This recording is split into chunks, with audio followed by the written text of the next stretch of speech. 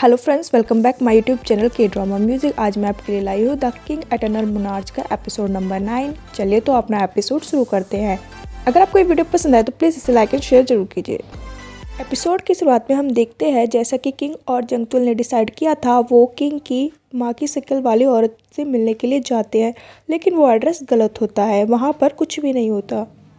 King situation को boring और awkward होने से बचाने के लिए कहता है, बेशक काम सही सही, कम से कम हमें ऐसी जगह आने के लिए मौका तो मिला। तो जंगतुल कहते हैं, तुम्हारे पैलेस में फ्लर्टिंग की कोई स्पेशल क्लासेस है और तुम कहते हो कि तुम पहली बार डेट कर रहे हो। तो फिर किंग जंगतुल से पूछता है कि तुम्हारे लिए पृथ्वी शायद अभी भी गोल ही है। जंगतुल कहते हैं, मुझे लगा था कि शायद तुम अपनी माँ की शक्ल वाली औरत को देखना चाहोगे। तो किंग कहता है, शक्ल सेम होने से क्या होता है तो वो दोनों अलग अलग इंसान ही ना, जैसे कि योनसप और जोयंग दोनों अलग अलग है, उसी तरह वो मेरी माँ नहीं है। जब जंगतुल दो दुनियाओं के दरवाजे का खोलने का राज पूछती है तो किंग कहता है, तुम इस सवाल को छोड़कर मुझसे कुछ भी पूछ सकती हो। तो जंगतुल भी उस बात पर ज़्यादा जोर नहीं देती। दोनों एक दूसरे का हाथों को थामे हुए उस समय को एंजॉय कर रहे होते हैं। नेक्स्ट सीन में हम देखते हैं कि किंग योनसप को एक बेकरी में ले जाता है और उसे बता रहा होता है कि उसे किस तरह की ब्रेड पसंद है और अपनी आदतें। योनसप कहता है, तुम ये सब मुझे क्यों बता रहे हो। फिर वो दोनों वहाँ पर स्नैक खा रहे होते हैं तो योनसप कहता है, देखो मैं एक बहुत ज़्यादा बिजी इंसान हूँ, तो जल्दी बताओ मुझे क्यों लेकर आए हो यहाँ पर। तो किंग बताता है कि मैं चाहता हूँ तुम मेरी असली अटूट तलवार बनो। यह सुनकर योनसप को विश्वास नहीं होता। योनसप कहता है, तुम्हारा दिमाग तो खराब नहीं है। तो तभी किंग उसे अपनी अटूट तलवार बनने के लिए एक स्पोर्ट कार गिफ्ट करता है। तो योनसप झट से किंग की ऑफर को एक्सेप्ट कर लेता है। नेक्स्ट सीन में हम देखते हैं कि पीएम की माँ बहुत सारा खाना लेकर अपनी बेटी के घर आई है। उसकी माँ पीएम से पूछती है कि क्या उस गद्दार लिलिम का कोई बेटा है। तो पीएम कहती है, वो राजद्रोह के 1 साल बाद ही मारा गया था और उसकी शादी भी नहीं हुई थी, और तुम ऐसे अजीब सवाल क्यों पूछ रही हो। कहती है, अभी तक किंग का कोई वारिस नहीं है और तुम उस गद्दार के वारिस के बारे में बात कर रही हो। तो उसकी माँ उसे बताती है कि एक दिन दुकान में एक ग्राहक आया था जो बिल्कुल लिलिम के जैसा दिख रहा था। तो वो पीएम कहती है, उस गद्दार लिलिम के मरे हुए 24 साल हो चुके हैं और आप इस तरह गलत गलत अफवाहें फैलाएंगे तो इसका बहुत ज़्यादा खामियाजा भुगतना पड़ेगा, और जो कि उसकी बेटी कोरिया की पीएम है तो उसे बहुत ही ज़्यादा नुकसान होगा इससे। तो उसकी माँ कहती है, मैंने ये बात तुम्हें छोड़ के किसी को नहीं बताई है। फिर पीएम अपने कमरे में जाती है और उस अखबार जो कि उसे कुरियर से आया हुआ होता है, उसमें जो उसकी चेहरे जैसी लड़की होती है उसे देखकर उसके एक्सप्रेशन काफ़ी डरे हुए होते हैं। नेक्स्ट सीन में हमें दिखाया जाता है जब सिंजे किंग के होटल रूम में उसकी तलाशी करने के लिए जाता है तो उसे याद आता है कि बचपन में किस तरह से उसकी माँ ने मार्केट में उसे एक टीवी शॉप के नीचे रुकने के लिए कहा था, लेकिन वो बाद में कभी नहीं आई। तब उसने पहली बार किंग लिगोन की ताजपोशी के बाद का जो पहला कार्य था, उसके पिता के अंतिम संस्कार, जिस खबर को टीवी पर ब्रॉडकास्ट करके दिखाया गया था, वो न्यूज़ उसने देखी थी। तो सिंजे कहता है, क्या तुम ही हो वो लिगोन। तो किंग उससे कहता है, शायद मैं तुम्हारा महाराज हूँ। सिंजे को इन बातों पर विश्वास नहीं हो रहा होता। तो किंग कहता है, क्या तुम्हें कुछ और याद है। शायद जिस चीज़ को तुम ढूंढना चाहते हो सकता है मैं उसके सबसे ज़्यादा करीब हूँ। क्योंकि संजय को किंग की किसी भी बात पर विश्वास नहीं होता तो वो गुस्से से वहाँ से चला जाता है। उसके जाने के बाद जोयंग किंग से पूछता है, आखिरकार एक बच्चे को उस पार से इस पार लाने का क्या फ़ायदा होगा। तो किंग कहता है, हो सकता है इस बच्चे के पेरेंट्स से उसे कुछ फ़ायदा हो, या तो इस पार के पेरेंट्स या फिर उस पार के पेरेंट्स। वहाँ से निकलने के बाद संजय डायरेक्ट जंगतुल के पास जाता है और उससे किंग की सच्चाई पूछता है। वो उससे पूछता है, क्या तुम्हें उस ढोंगी इंसान पर विश्वास है। तो वो कहती है, हाँ मुझे उस पर विश्वास है, उसकी हर एक बात पर विश्वास है। संजय को जंगतुल समझाने की कोशिश भी करती है, लेकिन वो बिना कुछ कहे वहाँ से चला जाता है। फिर हम देखते हैं कि संजय अपने पुराने घर जाता है। फिर उसे याद आता है कि बचपन में जब उसकी माँ उसे मार्केट में छोड़ के चली गई थी तो वो रोते रोते उसी टीवी शॉप के नीचे बैठ जाता है। तो वहाँ पर एक आदमी आता है और कहता है कि मैं तुम्हारी माँ को ढूंढने में मदद करूँगा। वो आदमी कोई और नहीं होता बल्कि लिलिम होता है। फिर संजय की आंखें जब खुलती है तो उसकी माँ उसके सामने होती है, वो रो रही होती है। नेक्स्ट सीन में हम देखते हैं कि लिलिम किंगडम ऑफ कोरिया से वापस रिपब्लिक ऑफ कोरिया में आता है। तो इस दुनिया का वफादार उसे यहाँ की सारी बातें बताता है कि जब वो यहाँ नहीं था तो यहाँ पर क्या क्या हुआ था। वो बताता है कि जोंगयोंग जी अपने ही रूममेट को मारकर जेल चली गई है। वो रेस्टोरेंट ऑनर गायब हो चुका है और उससे कोई भी कांटेक्ट नहीं हो पा रहा है। लेकिन हम तो जानते हैं कि वो रेस्टोरेंट ऑनर किंग को मिल गया है और उसका 2G फ़ोन किंग के पास है। किंगडम ऑफ कोरिया में पीएम को उसका खास आदमी बताता है कि चेयरमैन जो उससे मीटिंग करना चाहते हैं और उससे जल्द उनसे मिलने जाना चाहिए। नेक्स्ट सीन में दिखाया जाता है रिपब्लिक ऑफ कोरिया में किंग अपने होटल रूम में बैठकर उस 2G फ़ोन को देख रहा होता है और उसे याद आता है जब वो छोटा था तो कैसे वो राजा की तलवार पर लिखे हुए संदेश को पढ़ रहा था। उस पे लिखा था किस तरह से पूरी कायनात उसे बुराई को मिटाने में साथ देगी। बस विश्वास रखो और बुराई से लड़ने की हिम्मत करो। क्योंकि किंग जब छोटा होता है तो वो आखिरी लाइनें ढंग से पढ़ नहीं पाता, तो लिलिम ने आकर उसे आखिरी लाइनें पढ़कर बताई होती है। किंग को ये सब याद आता है, लेकिन तभी उस 2G फ़ोन की रिंगटोन बजती है। वो देखता है कि उस पर रेस्ट्रिक्टेड नंबर कहकर कॉल आई हुई होती है। किंग को पूरा भरोसा है कि ये लिलिम की कॉल है, तो वो फ़ोन उठा लेता है और कुछ नहीं बोलता। तो लिलिम को भी शक होता है, तो वो भी कुछ नहीं बोलता, बस फ़ोन को कान पर लगाए रहता है। तो किंग उसे किंग के शाही तलवार पर लिखी हुई वो पंक्तियाँ सुनाता है। पूरी कायनात तुम्हें बुराई से लड़ने और उसे मिटाने की ताकत देगी, बस विश्वास रखो और बुराई से लड़ो। ये सुनकर लिलिम को भी पता चल जाता है कि सामने वाला और कोई नहीं बल्कि उसी का भतीजा है और किंगडम ऑफ कोरिया का राजा लीगोन है। तो किंग कहता है तुम्हें अच्छे से छुपना चाहिए, क्योंकि अब उसे पता है कि तुम रिपब्लिक ऑफ कोरिया में हो। लिलिम ये सुनकर आग बबूला हो जाता है और फ़ोन के 2 टुकड़े कर देता है। यहाँ किंग भी उस 2G फ़ोन को डिस्ट्रॉय कर देता है। हम देखते हैं कि किंगडम ऑफ कोरिया में पीएम उस चेयरमैन चो को मिलने जाती है, जो कि जेल में सजा काट रहा होता है। पीएम डायरेक्टली उससे पूछते कि क्यों बुलाया है तुमने मुझे, तो वो कहता है कि वो सज़ा कम करवाने की रिक्वेस्ट करना चाहता है। कहती है जो करोड़ों का घोटाला और टैक्स और घूस लेने जैसे काम करते हैं उनकी सज़ा कम नहीं होती। तो वो कहता है कि मैंने वो फ़ोटोज़ देखी है जिनमें तुम किंग के साथ ज़्यादा ही चिपक रही हो। तो इससे हमें यहाँ पे पता चल जाता है कि चेयरमैन चो और कोई नहीं बल्कि पीएम का एक्स हस्बैंड है। उनका डिवोर्स हो चुका है। तो पीएम उसे धमकी देती है कि उसके पास उसके खिलाफ अभी कई सारे सबूत हैं। वो उससे पूछता है कि क्या सच में तुम क्वीन बनने की कोशिश कर रही हो। पीएम उसे बताती है कि वो बहुत एम्बिशियस है और वो जो सोच लेती है वो पाके रहती है। उसने पहले अनाउंसर बनना चाहा, वो बन गई, और फिर उसने एक अमीर आदमी से शादी करना चाही, तो उसने चेयरमैन चो को पटाकर उससे शादी कर ली, डिवोर्स ले लिया, फिर पॉलिटिक्स ज्वाइन कर ली। अब वो एक पीएम है। अब वो क्वीन बनना चाहती है।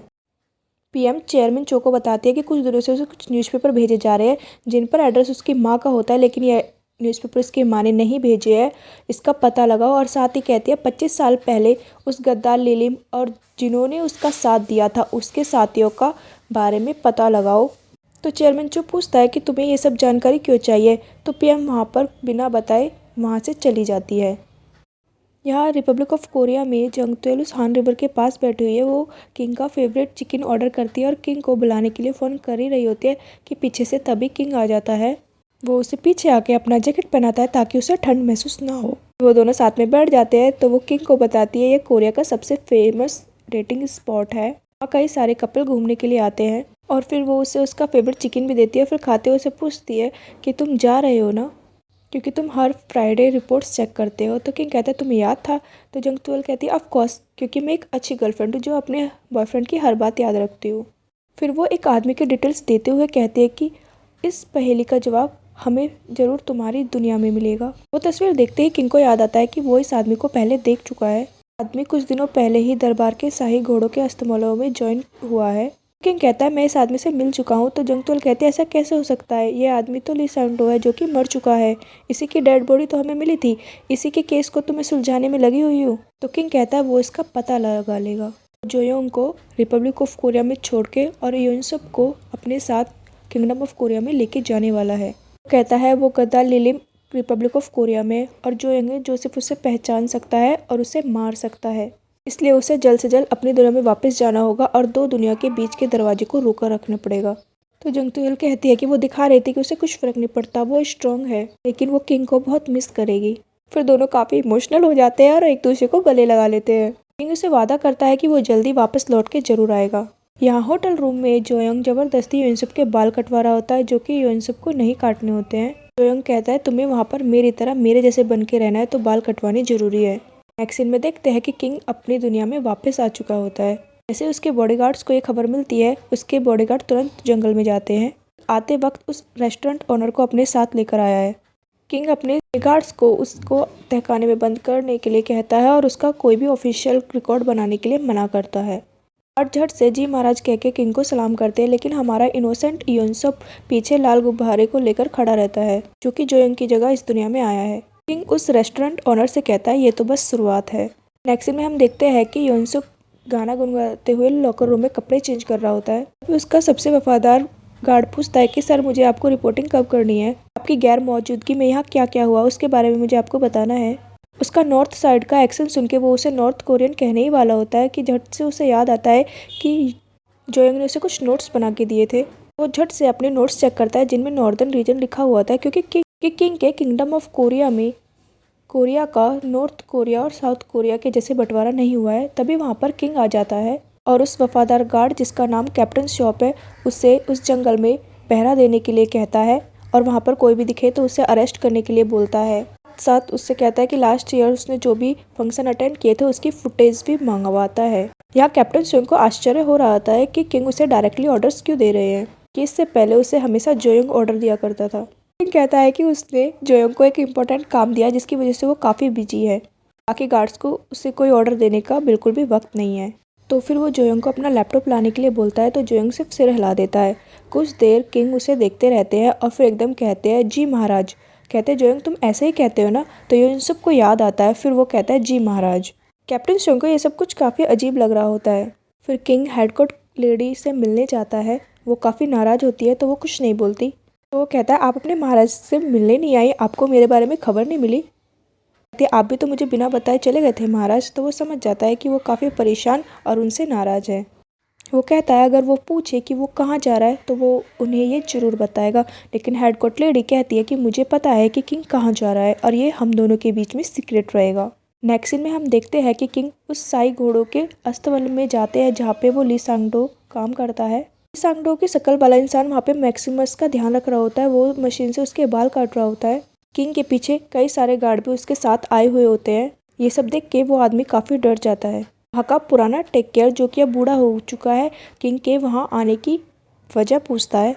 तो किंग कहता है वो बस ऐसे ही देखने आया है। तो फिर वो गुस्से भरी नज़रों से उस ली सांगडो के दिखने जैसे वाले आदमी को देखता है। तो वो और भी ज़्यादा डर जाता है और हड़बड़ाहट में अपना हाथ कटवा लेता है। तो किंग उसे गुस्से से कहता है अगर तुम्हें हिम्मत और हुनर है ही नहीं तो तुम यहाँ पर आए क्यों हो? अपने गार्ड्स को उसे अरेस्ट करने के ऑर्डर्स देता है। एक तरफ रिपब्लिक ऑफ कोरिया में जंगतुएल जब अपने पुलिस स्टेशन पहुँचती है उसे पता चलता है कि सिंजे पुलिस स्टेशन नहीं आया। इनफैक्ट वो पूरे 21 दिनों की छुट्टी लेकर गया है। ये सुनकर जंगतुएल थोड़ा कंफ्यूज हो जाती है और उसे कॉल करती है, लेकिन वो कॉल नहीं उठाता है। वो उसके घर जाती है लेकिन उसका घर भी बंद होता है। तो सुंजे उसे पूरी तरह से इग्नोर कर रहा होता है। हम देखते हैं कि वो उसी बार में जाकर बैठा हुआ होता है जहाँ पर गैंगस्टर ने उसे घूस देने की बात की थी। वो कहता है कि मैं एक इंसान से छुप रहा हूँ और शायद यही एक जगह है जहाँ पर वो मुझे ढूंढ नहीं पाएगी। नेक्स्ट सीन में किंगडम ऑफ कोरिया में दिखाया जाता है किंग जोयोंग का लैपटॉप लेकर बैठा हुआ होता है, लेकिन उसे उसका पासवर्ड नहीं पता होता। वो हर मुमकिन पासवर्ड डालकर देखता है लेकिन वो खुल नहीं रहा होता। किंग इससे काफ़ी फ्रस्ट्रेटेड हो जाता है। तो इन सब किंग को चिढ़ाने लगता है और कहता है क्या कह रहे थे तुम, योन काफ़ी सिंपल है और मेरा मैथ काफ़ी अच्छा है तो मैं ईजिली इस पासवर्ड को क्रैक कर लूँगा। क्या हुआ, सारी हवा निकल गई मिस्टर किंग? तो वो कहता है तुम्हें लग रहा है कि मुझे काफ़ी वक्त लग रहा है और ये क्रैक नहीं हो रहा है, लेकिन सच तो यह है कि हमारे महल की सिक्योरिटी काफ़ी टाइट है। वो तो बस मैं चेक कर रहा था। इनसे पूछता है कि ऐसा क्या है इस लैपटॉप में जिसके लिए तुम इतना ज़्यादा कोशिश कर रहे हो। तभी किंग के सेक्रेटरी उसे पीएम के आने की बात बताती है कि वो ईयर एंड रिपोर्ट के लिए आई है। तो किंग कहता है देखते देखते साल ख़त्म हो गया। तो सेक्रेटरी उसके खाने के प्रबंध के बारे में पूछती है और वहाँ से चली जाती है। तो पीएम किंग के स्टडी रूम में आती है। तो किंग यूनसुक को बताता है कि वो शायद पूरी रात स्टडी रूम में ही रहेगा क्योंकि उसे पूरे साल की रिपोर्ट्स चेक करनी है। यहाँ रिपब्लिक ऑफ कोरिया में जंगतुएल नारी के कैफ़े में आई है और उससे सिंजे के बारे में पूछते हैं कि क्या सिंजे यहाँ पर आया है। कि ना बोलने पर वो उसे कहती है अगर वो यहाँ आए तो मुझे कॉन्टेक्ट करना। तभी नारी उसी कैफ़े में बैठे जोयोंग जो कि उसे देखकर स्माइल कर रहा होता है कहते हैं कि आखिर इन सब को हो क्या गया, ये कुछ दिनों से अजीब बिहेव कर रहा है। लेकिन वो जोयोंग है तो वो बिल्कुल सूट बूट पहने हुए होता है। उसे देख के नारी कहती है पता नहीं क्यों जब से इन सब ने अपना हेयर स्टाइल चेंज किया है वो कम हैंडसम लग रहा है। तो जंगतुएल कहती है सच में मर्दों के मामले में तुम्हारी टेस्ट काफ़ी अजीब है। फिर जंगतुएल अपनी कॉफ़ी लेकर जाती है और जोयोंग के पास जाकर बैठती है। उससे कहते हैं कि अब से हमें होटल में ही मिलना चाहिए क्योंकि नारी और इनसिप में मिसअंडरस्टैंडिंग हो जाएगी। जोयोंग जंगतुएल को एक सोने की मूर्ति देकर उसे बेचने के लिए बोलता है। तो जंगतुएल कहती है इस काम में मैं काफ़ी एक्सपर्ट हो चुकी हूँ, लेकिन वो सुनार मुझे एक करप्ट पुलिस वाला मानता है क्योंकि वो आजकल कुछ न कुछ बेचने के लिए वहाँ जाती ही रहती है। फिर जंगतुएल पूछती है लेकिन तुम्हें अभी इतने सारे पैसों की क्या ज़रूरत पड़ी है। बताता है कि वो अपने लिए यूनसिप के नाम पर ड्राइविंग लाइसेंस बनवाने वाला है और अपने लिए कार भी खरीदने वाला है। हम देखते हैं कि जोयोंग आसानी से ड्राइविंग टेस्ट पास कर लेता है और उसका लाइसेंस बन जाता है। तो उसे अपने और यूनसिप के बीच की बातें याद आती है कि कैसे उसने उसे अपने भाई बहन का ध्यान रखने के लिए बोला होता है। तो जोयोंग सोचता है अभी यूनसिप क्या कर रहा होगा, मैं आशा करता हूँ कि वो ठीक होगा और सब मैनेज कर लेगा। किंगडम ऑफ कोरिया में हम देखते हैं कि पीएम और किंग सारे ईयर्स के रिपोर्ट्स देख रहे होते हैं, पूरे साल के कामों का नतीजा और आगे के साल के कामों का हिसाब कर रहे होते हैं। क्योंकि काफ़ी रात हो चुकी है तो यूनसुक तो अपनी नींद को कंट्रोल नहीं कर पा रहा होता और जैसे तैसे वहाँ पर खड़ा रहता है। सोच रहा होता है कि इतनी रात को ये मीटिंग क्यों कर रहे हैं और ये कब खत्म होगी। तभी पीएम किंग से पूछते कि वो केयू बिल्डिंग वाली ट्रैवल लड़की क्या अपने देश वापस चली गई। वो बताता है हाँ, वो सेफली अपने घर पहुँच गई। लेकिन पीएम लूना के बारे में सोच रही होती है। तभी एक दासी खाना लेके आती है तो किंग योन से कहता है योन खाना खाने आओ। तो योन झट से खाना खाने बैठ जाता है। वो सब खाना खा ही रहे होते हैं। तभी पीएम किंग से पूछते कि आप शादी कब कर रहे हैं महाराज। तो किंग कहता है ये सवाल आपने अचानक कैसे पूछ लिया और आपको मेरी शादी में इतनी दिलचस्पी क्यों है, क्या आप करना चाहती हैं मुझसे शादी। तो पीएम झट से हाँ बोलती है और कहते क्या मैं कर सकती हूँ। तो किंग कहता है सॉरी, मैं पहले ही किसी और को प्रपोज कर चुका हूँ। योनसुक ये सारी बातें सुन रहा होता है और सोच रहा होता है इस दुनिया के लोग काफ़ी एग्रेसिव और स्ट्रेट फॉरवर्ड है। मीटिंग ख़त्म होने के बाद योनसुक किंग के कमरे को ध्यान से देख रहा होता है। तब वो वहाँ पर किंग का स्किन केयर हेलमेट देखता है जो कि आयरन मैन की तरह दिख रहा होता है। तो वो उसे लेकर मस्ती करने लग जाता है। तभी वहाँ पर किंग आता है और उससे कहता है कि किंग की चीज़ें तुम्हें छूनी नहीं चाहिए। तो यूनसुक कहता है तुम काफ़ी बुरे हो। तो फिर किंग उससे पूछता है तुमने जोयोंग का फ़ोन कैसे अनलॉक किया। तो वो उसे अनलॉक करके दिखाता है, कहता है ऐसे फेस रिकग्निशन से। तो यूनसुक पूछता है क्यों आप अभी तक लैपटॉप का पासवर्ड नहीं ढूंढ पाए। तो किंग कहता है क्योंकि हमारे राज दरबार की सिक्योरिटी लेवल काफ़ी अच्छा है और स्ट्रॉन्ग है। तो यूनसुक कहता है कि मैं ट्राई करूँ। तो किंग कहता है हाँ ज़रूर, अगर तुमने इसे क्रैक कर लिया तो मैं तुम्हें अपना स्किन केयर हेलमेट दे दूंगा। किंग उसे सिर्फ 1 मिनट पहनता है। तभी यूनसुक जोयोंग के लैपटॉप को अनलॉक कर देता है और उसका पासवर्ड ढूंढ लेता है। उनको यकीन नहीं होता है कि उसने इतनी जल्दी और इतनी आसानी से पासवर्ड कैसे ढूंढ लिया। किंग पूछता है कि पासवर्ड क्या है। जो का जे और योन का मतलब खरब यानी कि 13 जीरो। पासवर्ड खुल जाता है और लैपटॉप खुलने के बाद किंग जोयोंग के लैपटॉप में जब जंगतुल यहाँ आई होती है और वो उस पर नज़र रखे होता है उसकी फुटेज होती है। तो किंग बड़े प्यार से बैठ के उन फुटेज को देख रहा होता है क्योंकि वो जंगतुल को मिस कर रहा होता है। यहाँ रिपब्लिक ऑफ कोरिया में जंगतुल भी किंग के जब्त किए हुए नोट जिनमें किंग की तस्वीर थी और किंग की दुनिया में जंगतुल के खिंचवाए गए वो क्वीन की ड्रेस वाले फ़ोटोज़ को देख रही होती है क्योंकि वो भी किंग को काफ़ी मिस कर रही होती है। उसे याद आता है जब किंग उसकी दुनिया में था तो उसने किंग से पूछा था क्या दोनों दुनिया के बीच में जो जगह है वहाँ पे जो बीज डाले हैं वो उग रहे हैं क्या। तो किंग कहता है नहीं, क्योंकि वहाँ पर रोशनी नहीं आती सूरज की, ना ही हवा है ना ही ऐसा वातावरण।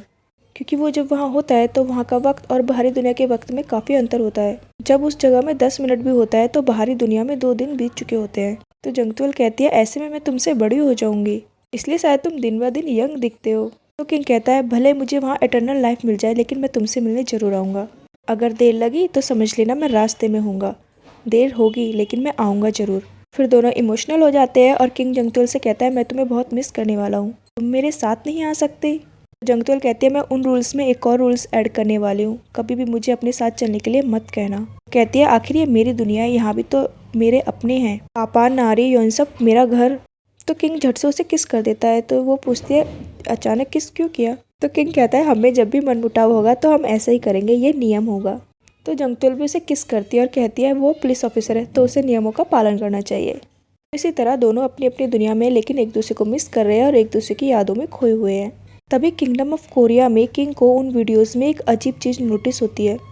एक बुक स्टोर जिसका नाम हे सांगोक स्टोर है, उसके सामने से जंगतुल गुजरती है। लेकिन तभी अचानक से वहाँ खड़ा छोटा बच्चा डायरेक्ट कैमरे में देखता है। ये देखकर किंग चौंक जाता है। तभी किंग की पीठ में वो सेम जख्म वाला दर्द होता है और वो दर्द में कराहने लग जाता है। तभी उसका ध्यान उस फुटेज की डेट पर जाता है जो कि 27 मई 2022 होती है। जी हाँ, फ्यूचर की डेट। और वहाँ पर जंगतुल ने अलग कपड़े पहने हुए होते हैं जो उसने उस दिन नहीं पहने। किंग को ये सब कुछ अजीब लगता है कि शायद कोई मिस्ट्री है जिसकी सच्चाई उसे ढूंढनी पड़ेगी। रिपब्लिक ऑफ कोरिया में लिलिम का वफादार उसे बताता है कि कांग सिंग जे उस सोंग जिंग के बेटे की समाधि को देखने के लिए गया था और वो लड़की जो कि उस हेल्थ सेंटर में गई थी वो एक पुलिस ऑफिसर है जिसका नाम जंगतुल है। उसने जोंग योंग जी को पकड़ लिया है उसकी रूममेट के मर्डर के केस में और वो उसके 2G फ़ोन को भी ढूंढ रही है। लिलिम कहता है कांग सिंग मेरी गलत चाल और जंगतुल जो चाल मैंने चली ही नहीं, क्या करूँ मैं इन दोनों का। तो लिलिम का वफादार उन दोनों को मार के कहीं दफनाने की बात करता है। तो लिलिम बहुत गुस्सा होता है और उसे मारने लगता है और उससे कहता है अपना दिमाग ज़्यादा मत चलाओ, जो कहा जाए बस वही करो। और उसे जल्दी वापस दूसरी दुनिया में जाना पड़ेगा क्योंकि उसके भतीजे किंग को सब कुछ पता चल चुका है। नेक्स्ट सीन में हम देखते हैं कि किंग ने ह्यूनसोंग बुक स्टोर के बारे में पता लगाने की जिम्मेदारी अपने कैप्टन ह्यूनसोंग को दी है। वो किंग को रिपोर्ट करता है कि इस नाम की कोई भी बुक स्टोर अभी इस दुनिया में नहीं है और उसने ऑनलाइन भी बुक स्टोर का नाम चेक किया, लेकिन इस नाम की कोई भी बुक स्टोर अभी रजिस्टर नहीं है। फिर वो किंग ने पिछले साल जो इवेंट्स में हिस्सा लिया था उसकी फुटेज लाकर देता है। तो किंग उसे बंद पड़े बुक स्टोर की भी लिस्ट चेक करने के लिए बोलता है। तो किंग सोचता है अगर वक्त रुका तो मतलब वो जरूर किंगडम ऑफ कोरिया में आया हुआ होगा। नेक्स्ट सीन में हम देखते हैं कि प्रिंस बियोंग उस बुक स्टोर में जाते हैं जहां पर लिलिम के वफादार उससे राजमहल की खबरें पहुंचाते हैं। उस बुक स्टोर का ओनर लिलिम का वफादार है।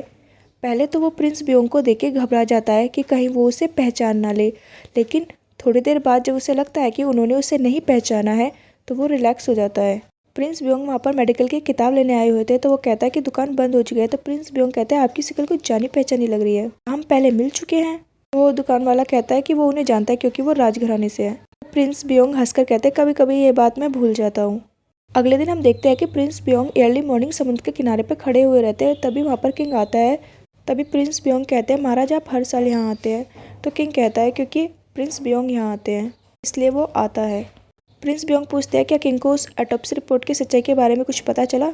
तो किंग कहते हैं नहीं, लेकिन वो जानने के काफ़ी करीब है। फिर प्रिंस बियोंग किंग की शादी के बात करते हैं, कहते हैं कि तुम्हें अब शादी कर लेनी चाहिए। तो किंग बताता है कि उसे एक लड़की पसंद है और वो वक्त आने पर उस लड़की को प्रिंस बियोंग से मिलाने के लिए जरूर लेकर आएंगे। तभी हम देखते हैं कि सूरज उगने लगता है। तो वो नए साल का पहला सूरज होता है। जी हाँ, वो हर साल दोनों न्यू ईयर का स्वागत सनराइज देखकर करते हैं। नेक्स्ट सीन में हम देखते हैं कि एक रात बर्फ गिर रही होती है। तो किंग को जंगतेल की याद आती है तो वो मन में उसे हैप्पी न्यू ईयर विश करता है। तभी अचानक वक्त रुक जाता है, बर्फ वहीं की वहीं थम जाती है। तो इसका मतलब किंग जानता है कि लिलिम किंगडम ऑफ कोरिया में आ चुका है। क्योंकि वो न्यू ईयर के बाद वाली रात होती है, सब तरफ डेकोरेशन होती है और बाजार में लोगों की भीड़ होती है। तो किंग बाजार में जाता है तो लोग उन्हें देख के काफ़ी खुश होते हैं, लेकिन किंग है कि चारों ओर लिलिम को ढूंढ रहा है। हम देखते हैं कि लिलिम उसके सामने खड़ा रहता है, लेकिन किंग उसे नहीं देखता और आगे बढ़ जाता है। हमें लगता है कि किंग ने लिलिम को नहीं पहचाना। घोड़े की रुकने की आवाज़ सुनकर जब लिलिम पीछे मुड़ के देखता है तो उसे पता चलता है कि किंग उसी की ओर देख रहा है। पहले तो वो इवेंट्स के फोटोज़ देख के उसे कुछ नहीं पता होता, लेकिन बाद में जब उसे जंगतेल की बात याद आती है, कैसे वो दो दुनिया के बीच में ज़्यादा टाइम रहा तो उसकी उम्र वही रहेगी, लेकिन बाहर जंगतेल की उम्र बढ़ जाएगी और वो बूढ़ी हो जाएगी। ये सुनकर किंग को थोड़ा शक होता है और वो फिर से सारी फुटेज देखता है। तो उसमें उसे नोटिस होता है कि एक आदमी बिल्कुल 25 साल के लिलिम जैसे दिख रहा है। इसका मतलब कि लिलिम की उम्र बड़ी ही नहीं है। तब किंग सोचता है कि उस मानपासिक जो के इस्तेमाल से ये लिलिम अमर होना चाहता है। ये हमेशा हमेशा के लिए यंग बना रहना चाहता है, बुढ़ापे और मौत पे विजय हासिल करना, यही उसका मकसद है। फिर वो इस लिलिम को देख के जोर से गुस्से से लिलिम कह के पुकारता है। और यही द किंग एटर्नल मोनार्च का एपिसोड 9 खत्म हो जाता है। तो दोस्तों आगे क्या होगा ये जानने के लिए आप हमारे चैनल से जुड़े रहिए।